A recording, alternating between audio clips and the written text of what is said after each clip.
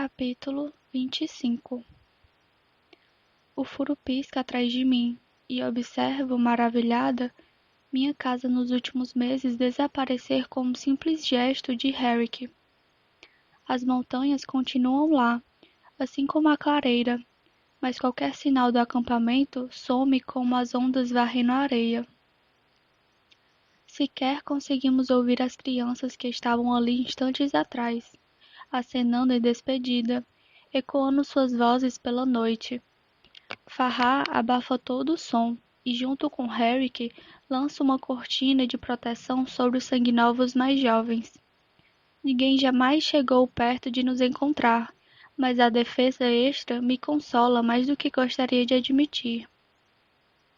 A maior parte dos que estão conosco solta urros de vitória, como se o simples ato de disfarçar o furo fosse motivo de comemoração.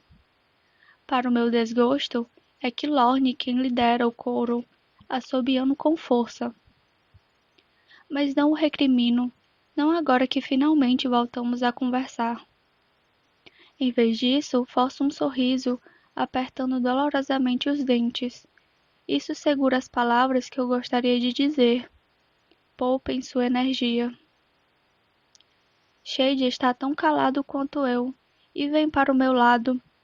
Não está mais observando a clareira, vazia, e mantém os olhos voltados para a frente, para os bosques escuros e frios e para a missão diante de nós. O ferimento na perna está praticamente curado, e ele sai andando a passos rápidos. Eu o acompanho, ansiosa, seguida pelos outros. A caminhada até o jato não é longa. Tento aproveitar cada segundo. O ar frio da noite penetra meu rosto exposto, mas felizmente o céu está limpo. Nada de neve, nada de tempestades, ainda. Porque uma tempestade com certeza está se aproximando, seja pela minha mão ou não. E não faço ideia de quem vai sobreviver para ver o sol nascer. Cheio de sussurra algo que não escuto e posiciona a mão no meu ombro. 2 dedos estão tortos, ainda se recuperando do dia que resgatamos Nene de Cancorda. Um forçador conseguiu agarrar Shade e esmagou sua mão esquerda antes que ele conseguisse saltar.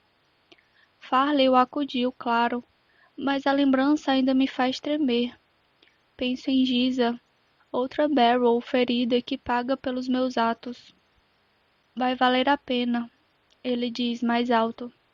Estamos fazendo a coisa certa. Sei disso. Por mais medo que sinta por mim e pelos meus, sei que Corus é a escolha certa. Mesmo sem John, acredito no nosso caminho. Como não acreditar? Não podemos deixar os sanguinovos serem vítimas dos murmúrios de Elara, morrerem ou se transformarem em marionetes que só sabem seguir as ordens dela. É o que precisamos fazer para impedir o estabelecimento de um mundo ainda mais horrível do que aquele em que vivemos agora. Ainda assim, a confiança de Shade é como um cobertor quente e confortável. Obrigada, cochicho de volta, apoiando a mão sobre a dele. Ele responde com um sorriso branco, que reflete a lua evanescente. No escuro, ele se parece muito com nosso pai, mais novo, sem a cadeira de rodas e sem os fardos de uma vida destruída. Mas eles compartilham a mesma inteligência, a mesma desconfiança que manteve ambos vivos nas trincheiras da guerra e que agora mantém Shade vivo num campo de batalha bem diferente. Ele dá um tapinha na minha bochecha, um gesto familiar que faz eu me sentir uma criança, mas não ligo. É um lembrete do sangue que compartilhamos. Não por mutação, mas por nascimento. Algo mais profundo e mais forte do que qualquer poder. Cole marcha à minha direita e finge não perceber o olhar dele. Sei que está pensando no irmão e nos próprios laços de sangue, agora rompidos. Atrás dele vem Killorn, agarrado ao rifle, correndo os olhos pela floresta à caça de qualquer sombra. Apesar de todas as diferenças, os dois têm semelhanças impressionantes.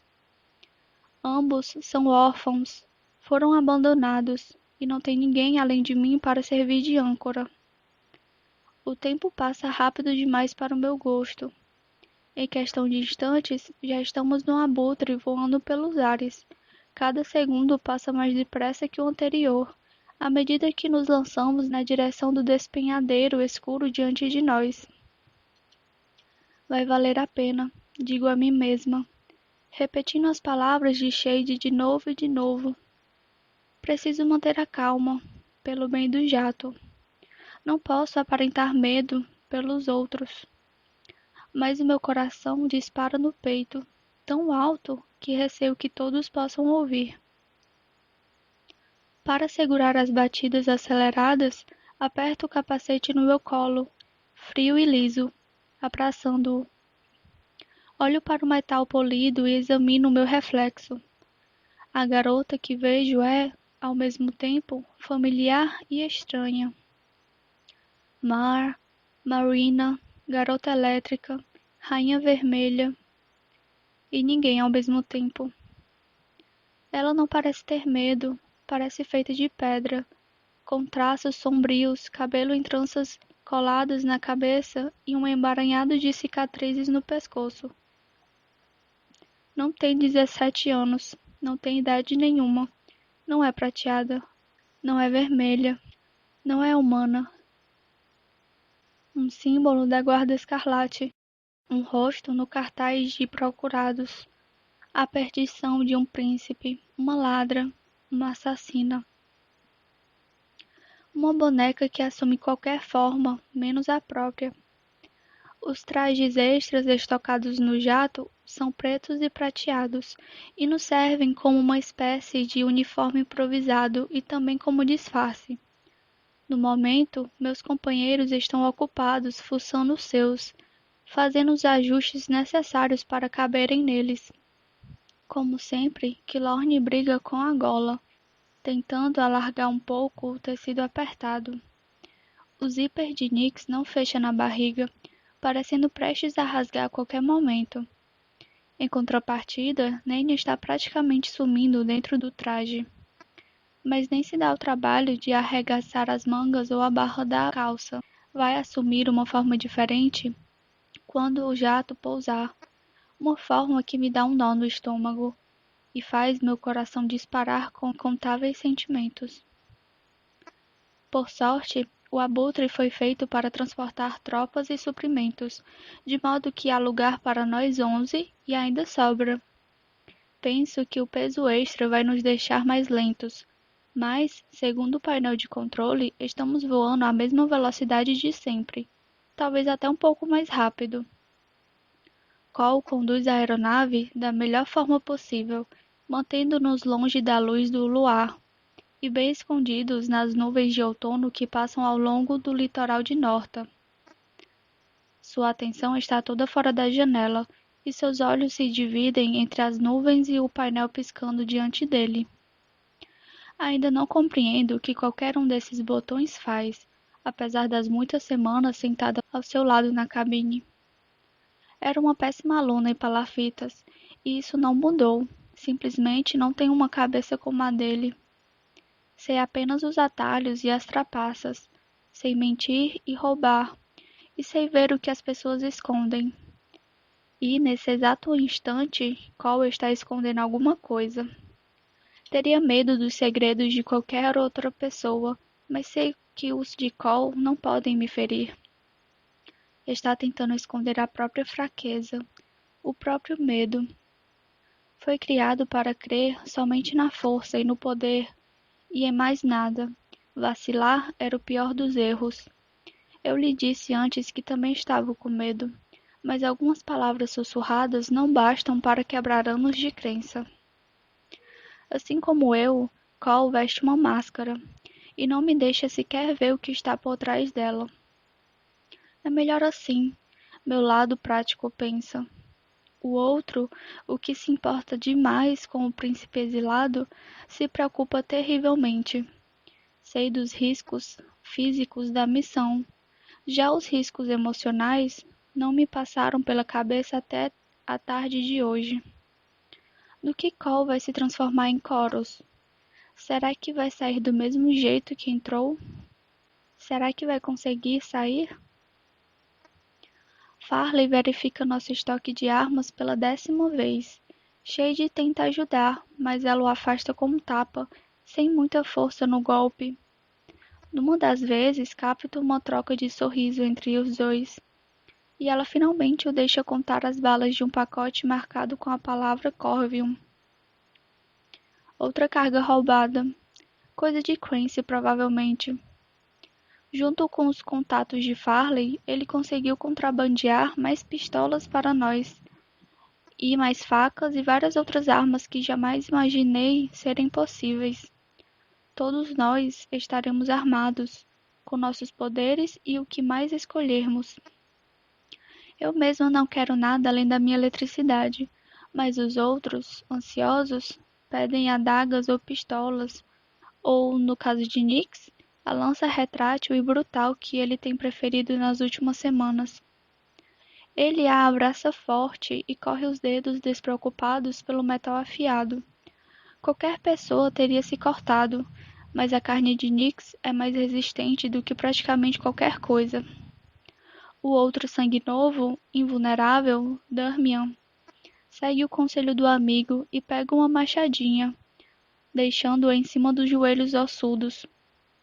O fio da lâmina brilha, como se implorasse para cortar ossos.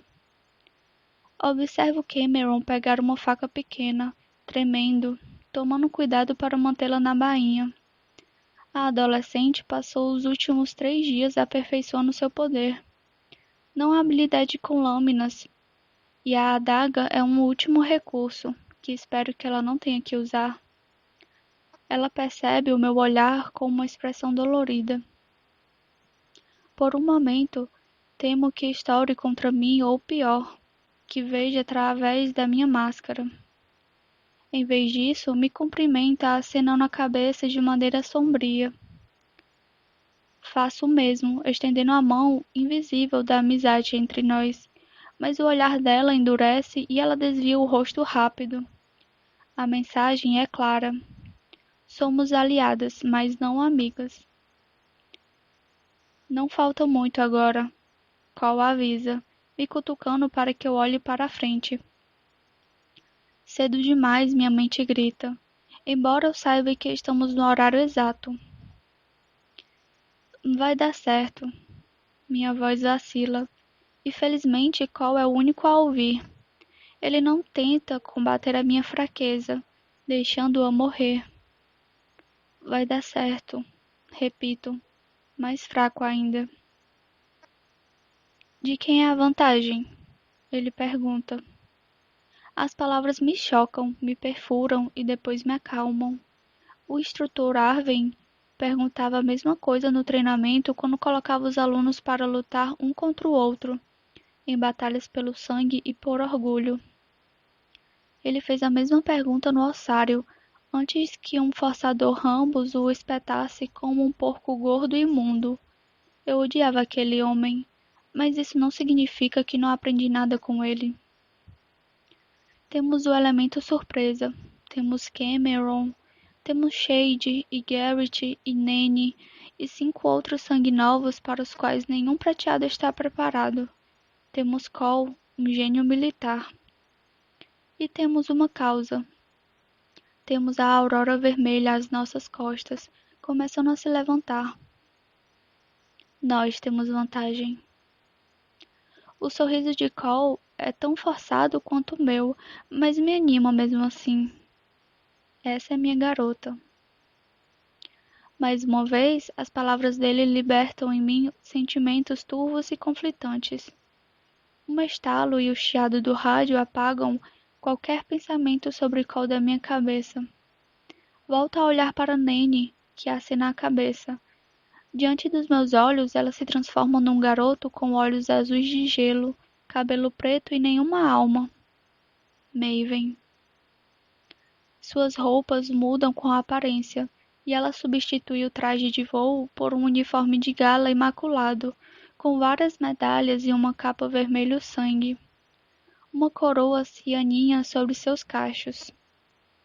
Tenho que me segurar para não jogá-la do jato. Os outros assistem à mudança atentamente, impressionados com a imagem do falso rei, mas sinto apenas ódio e uma minúscula pontada de arrependimento. A bondade de Nene vaza pelo disfarce e leva os lábios de Maven os contornos de um sorriso suave que conheço bem demais. Por um único e doloroso momento, encaro o garoto que pensei que ele fosse, e não o monstro que ele se revelou. Ótimo, digo com esforço, com a voz carregada de emoção. Apenas que Lorne parece notar, desviando os olhos de Nene para pousá-los em mim. Aceno levemente a cabeça para ele, dando a entender que não precisa se preocupar. Temos coisas mais importantes em que pensar. Torre de Coros. Aqui é a nave 1. Cole diz no rádio. Nos outros voos, ele fez o máximo para parecer entediado e desinteressado dos contatos obrigatórios com as diversas bases, mas agora fala de maneira burocrática. Afinal, estamos fingindo ser o jato do próprio rei, conhecido como Nave 1, uma aeronave acima de qualquer suspeita. E Cole sabe melhor do que ninguém como esse contato precisa ser. O trono se aproxima. Nada de avisos complicados, nada de pedir permissão para aterrissagem, nada além de uma autoridade severa, e qualquer operador do outro lado da transmissão teria vergonha de rejeitá-la. Como esperado, a voz responde, gaguejando. Recebido. Nave 1, o homem diz. A voz grave e áspera não consegue esconder o desconforto. Perdão, mas esperávamos Sua Majestade Real só amanhã à tarde. Amanhã, o quarto dia, quando John disse que morreríamos.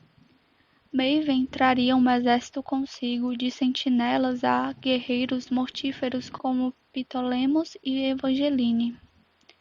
Não seríamos páreo para eles. Faço um gesto para trás, chamando Nene, mas ela já está ao meu lado. Sua proximidade na forma de Maven me faz arrepiar. O rei não segue qualquer agenda que não a própria. Ela diz no rádio, com as bochechas prata. Seu tom de voz não é incisivo o bastante, mas a voz é inconfundível. E não vou dar satisfações a um porteiro de luxo. O estrondo do outro lado só pode significar que o operador caiu da cadeira. Sim, sim, claro, majestade. Atrás de nós, alguém assou o nariz na manga do traje. Provavelmente Quilorne. Cole acena para Nene antes de pegar o rádio novamente. Vejo nele a mesma dor que sinto bem lá no fundo. Aterrissamos em 10 minutos. Prepare coros para a chegada do rei.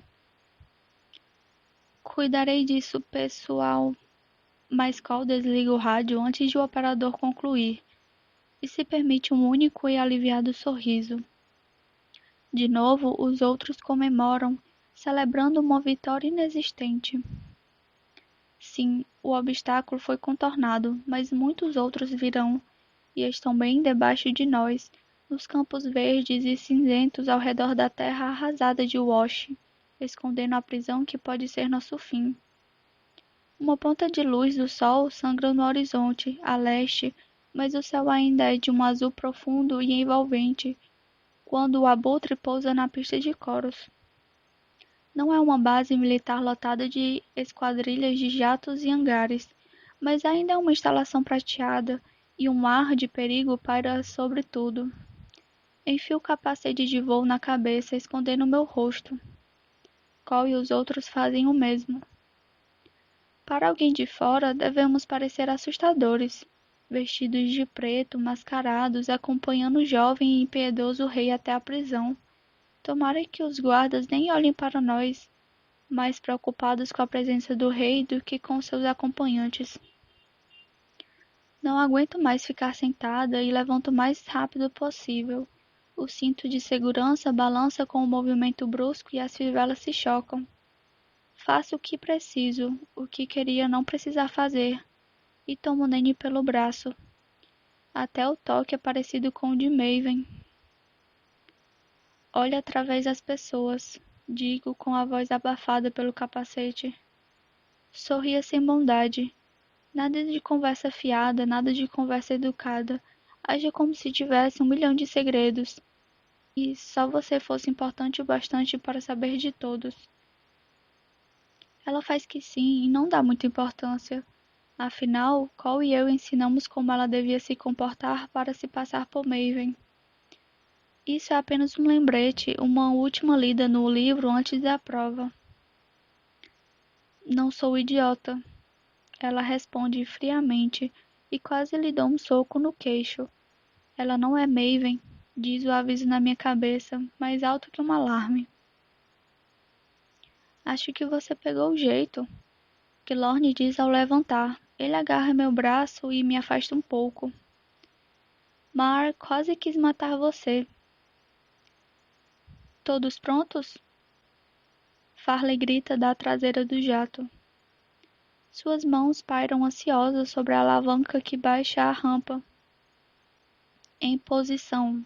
Cole brada, soando como um perfeito sargento.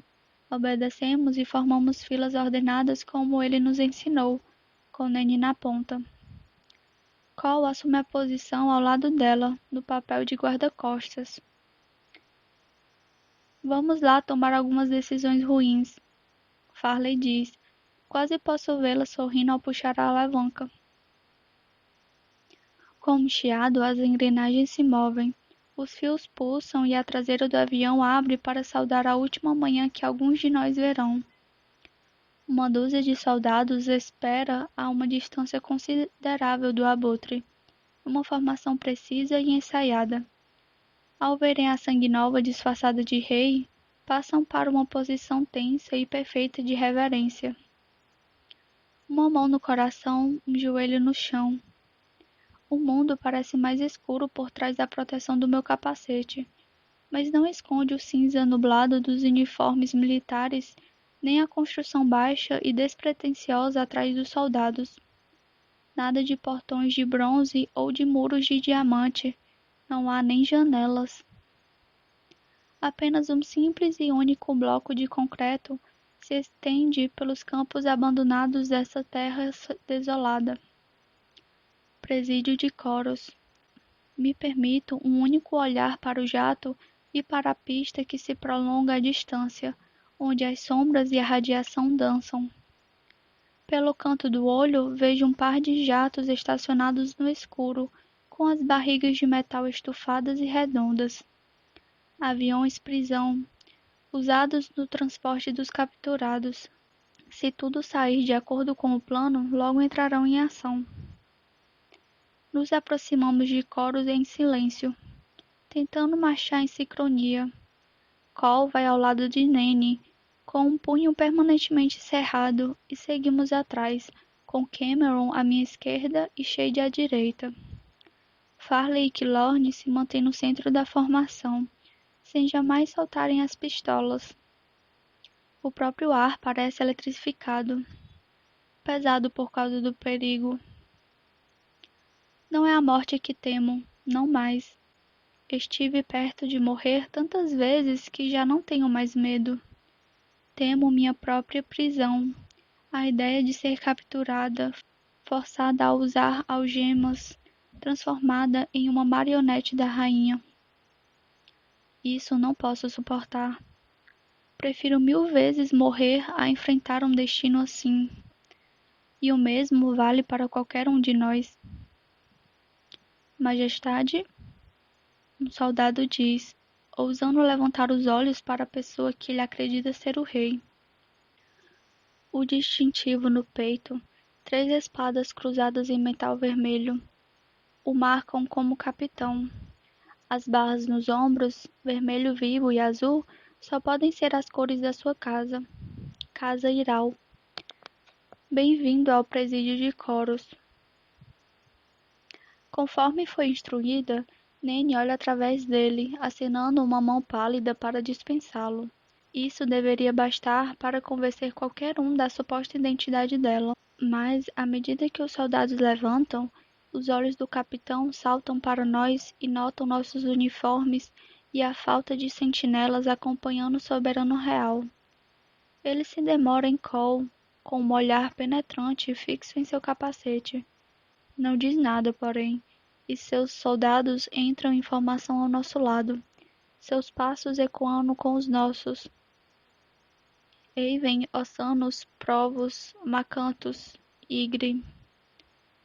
Noto as cores familiares em alguns uniformes.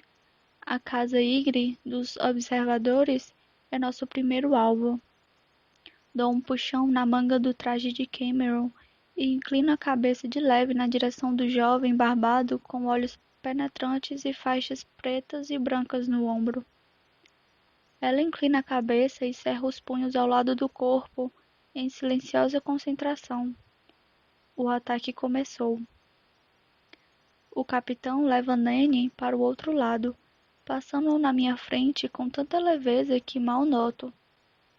Tem a mesma pele bronzeada, cabelo escuro e brilhante e traços angulosos que Sonia Iral e a avó, a astuta e perigosa pantera. Só posso torcer para que o capitão não tenha tanto talento para a intriga quanto ela. Do contrário, isto aqui vai ser bem mais difícil que o esperado. Suas especificações estão quase concluídas, Majestade, ele diz afiado. Cada bloco está selado individualmente, como ordenado, e o próximo carregamento de pedras silenciosas chega amanhã com a nova unidade de guardas. Ótimo, Nene responde, soando desinteressada. Ela acelera o passo e o capitão a segue, mantendo o ritmo. Cole faz o mesmo e os seguimos. Parece uma perseguição. Enquanto a central de segurança de Arbor Bay era uma estrutura bonita, repleta de pedras trabalhadas e vidros reluzentes, Corus é tão cinza e melancólica quanto a própria desolação ao seu redor. Apenas à entrada, um único portão de ferro preto no mesmo nível da parede quebra a monotonia do presídio. Não há dobradiça, tranca ou maçaneta. O portão parece um fosso, uma boca escancarada. Mas sinto a eletricidade vazar pelos cantos, oriunda do pequeno painel quadrado ao lado da porta. A trava. Como Cameron disse, a chave pende de uma corrente preta no pescoço do Iral, mas ele não a deixa folgada.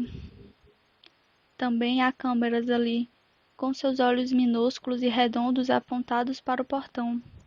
Mas elas não me incomodam nem um pouco. Estou mais preocupada com o capitão Silfo e os soldados, que nos cercam e nos fazem continuar marchando. Receio que não o conheça o piloto, ou o restante de vocês, aliás.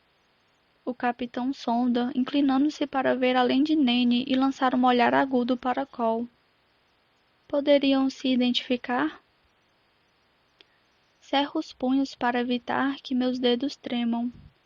Cole não faz o mesmo e mal vira a cabeça, relutante para sequer reconhecer o capitão do presídio.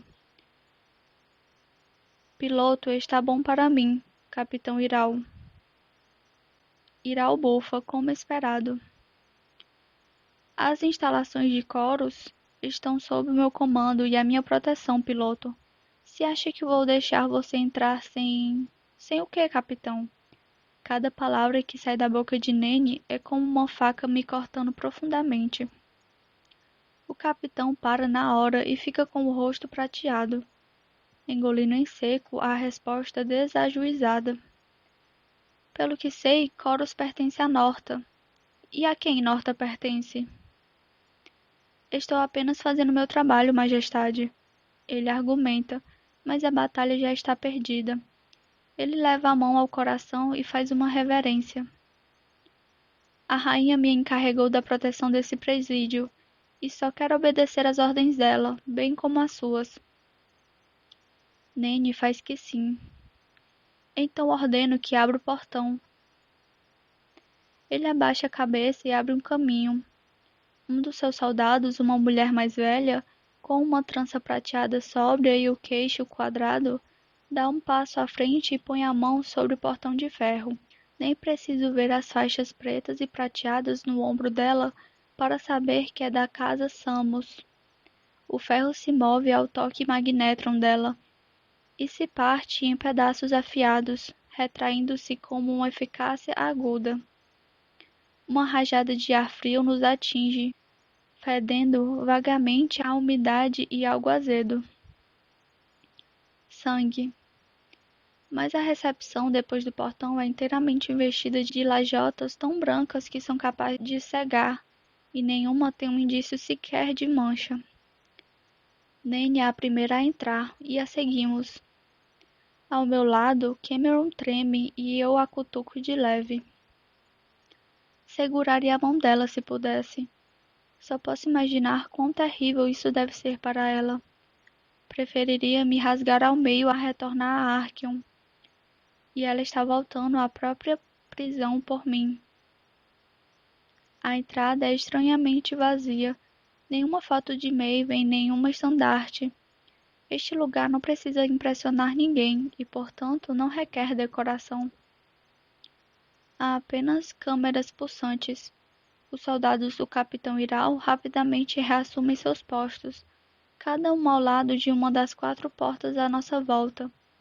O portão negro pelo qual entramos se fecha com um rangido ensurdecedor de metal raspando em metal. As portas à direita e à esquerda, pintadas de prata, reluzem à luz dura da prisão. A porta da frente pela qual vamos passar tem cor de sangue e me deixa enjoada. Mas Iral para de repente e gesticula para uma das portas prateadas. Suponho que o senhor queira ver a rainha, majestade. Fico extremamente feliz por estarmos de capacete, pois do contrário o capitão veria o horror em cada um dos nossos rostos. Elara está aqui. Meu estômago gela com a perspectiva de ter que enfrentá-la, e quase vomito dentro do capacete. Até Nene fica pálida, e sua voz entala apesar de todo o esforço. Sinto que lorne as minhas costas a centímetros de mim. Está calado, mas capto o que quer dizer. Corram, corram, corram. Só que correr é algo que não posso mais fazer. A rainha está aqui, Cole dispara. Por um segundo receio que tenha esquecido da situação. Ainda, acrescenta, tentando corrigir a mentira. Mas a desconfiança do capitão já foi deflagrada. Posso vê-la com uma explosão nos seus olhos. Até que Nene, abençoada Nene, força uma gargalhada fria e distante. Minha mãe sempre fez o que quis, você sabe. Ela diz a Cole em censura. Mas estou aqui para tratar de outros assuntos, capitão. Não será preciso incomodá-la. O capitão abre um sorriso condescendente que transforma seu rosto numa careta, torcendo seus traços finos e deixando-o muito feio. Muito bem, senhor. Kilorn toca meu braço com urgência. Percebeu o que percebi. O capitão não acredita mais em nós. Viro para o lado e aperto o cotovelo de Cameron. É o segundo sinal. Ainda estou com a mão dela, quando os músculos da jovem começam a se contrair. Ela dá tudo o que tem para bloquear o poder do Ygritte, para impedi-lo de ver o que vai acontecer. O rosto dele se fecha em confusão, e ele sacode a cabeça tentando se concentrar. Não sabe o que está acontecendo. E o que o senhor veio fazer aqui? Iral pressiona, ainda com um sorriso demoníaco. Ele dá um passo lânguido em nossa direção. Será seu último passo. Retirem os capacetes, por favor. Não, respondo. Com uma respiração relaxada, controlo as câmeras apontadas para nós. Quando Iral abre a boca para gritar, expiro e as câmeras explodem, faiscando como fogos de artifício.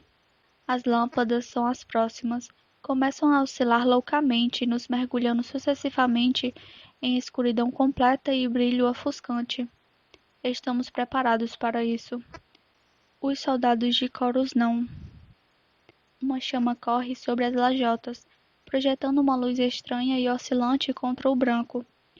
O fogo bloqueia cada uma das portas e sobe até o teto, deixando os soldados apenas conosco na escuridão vacilante. O soldado Ossanos, ninfóide, suga às pressas a umidade do ar, mas não é o suficiente para combater o fogo do Col. O fogo de Col.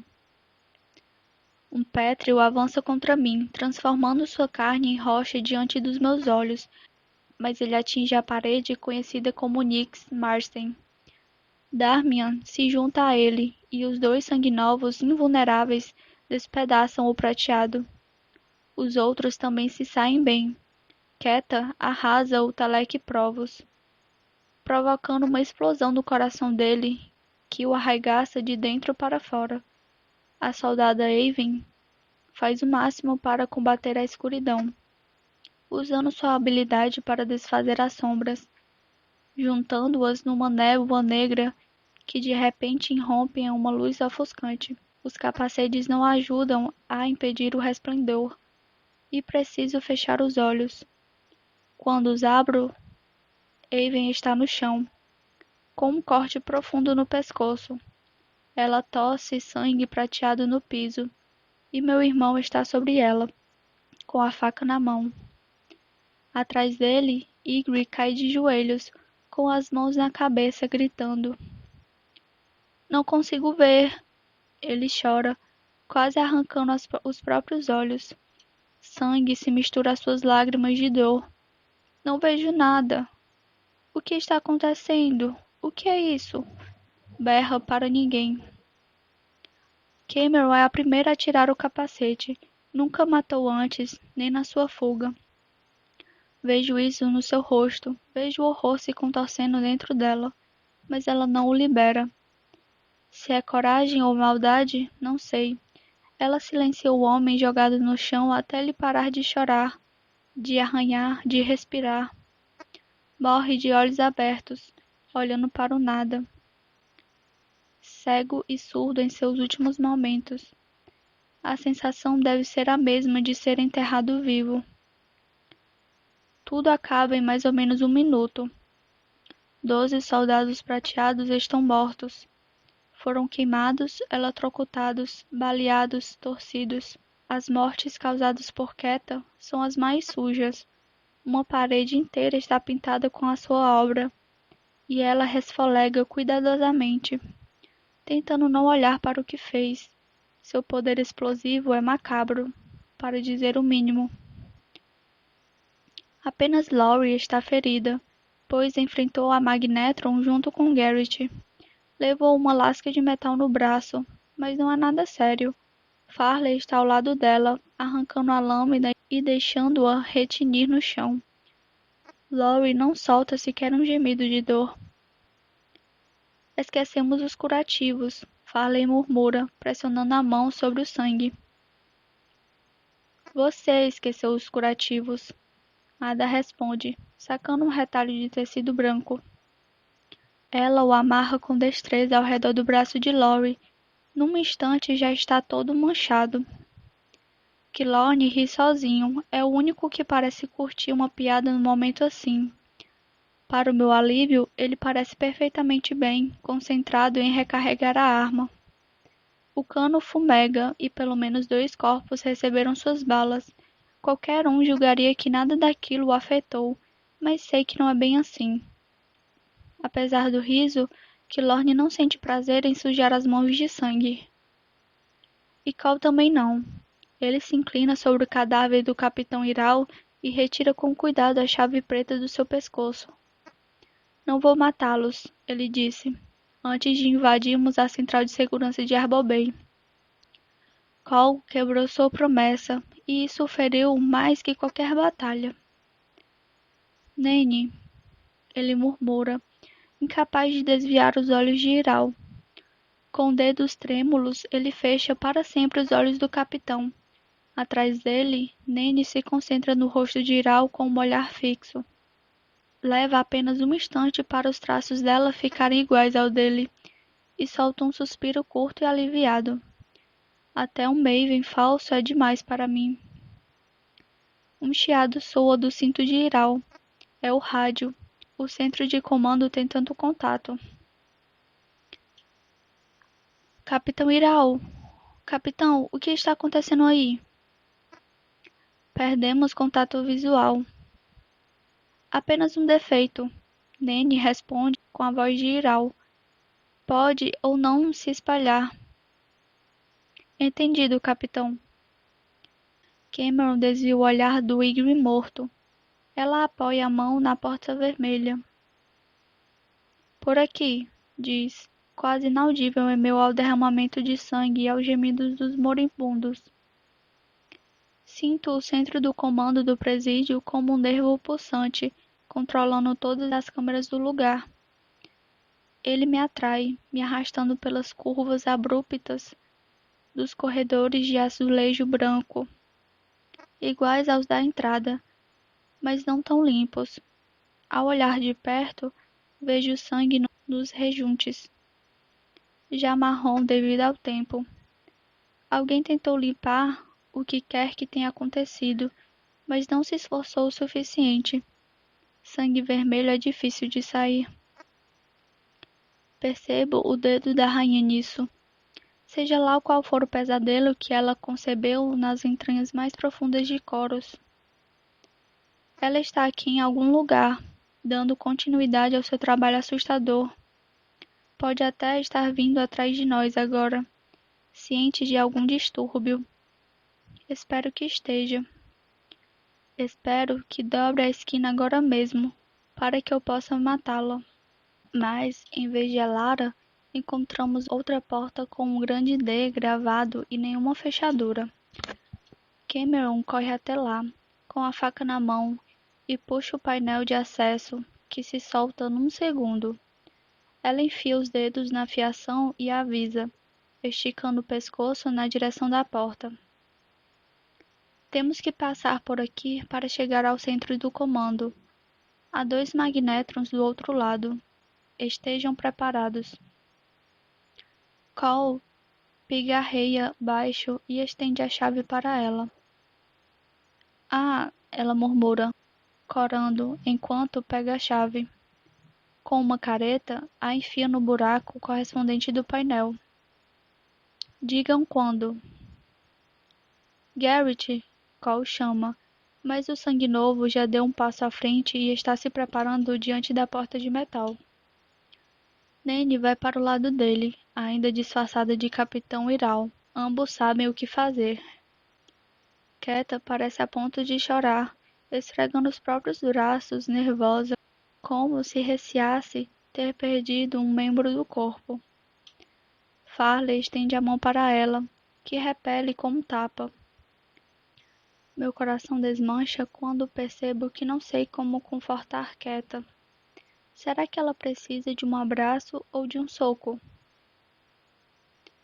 Proteja a retaguarda, ordeno a ela, escolhendo o que espero ser o meio-termo feliz. Ela estremece e me encara. Suas tranças estão desfeitas e ela passa a mão pelas madeixas escuras. Devagar faz que sim com a cabeça e dá meia volta para vigiar o corredor vazio atrás de nós. Suas fungadas reverberam nos azulejos. Chega, ela balbucia, mas permanece firme. Dorme e Nix ficam ao lado dela, mais por solidariedade que por força. Pelo menos será um belo escudo quando os guardas perceberem o que está acontecendo aqui em cima.